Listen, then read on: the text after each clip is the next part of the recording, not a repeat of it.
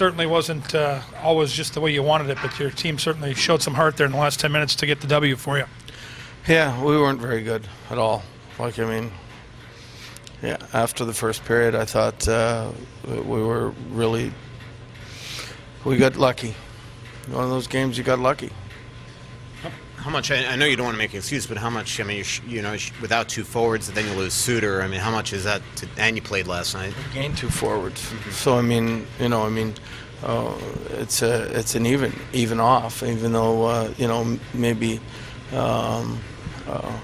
talent-wise, Parise is better than White, and Palmerville is in the same category. But it's I don't know, when you don't.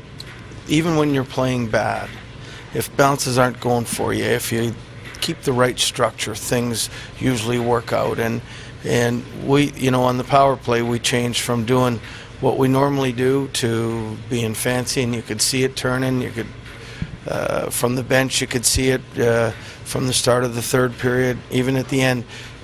We were talking about getting out of that second period with a 5-2 lead, and when we didn't protect the front of the net and they made it 5-3, I was a little worried. You thought about Ryan White's game since he's come over?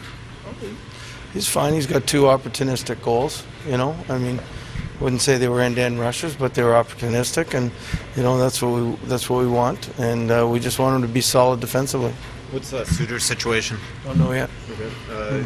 Do you think it's serious or? I hope not. I don't know. He's. I have no idea right now. Tonight you were the last team in the National Hockey League to have to pull their goalie. It certainly ended up working out in your favor with Dubnyk coming in and playing well late. But what does it say about the way those guys have played all year? Well, they've been really great. I just thought the game was getting pretty quick for Kumps out there. I didn't want to pull him after that fourth goal, but once the fifth goal came, it was he was pretty rattled. I didn't know if he'd be able to withstand the rest of the game, so that's the reason we pulled him. Are you comfortable with that going forward? He's had this before where he gets rattled.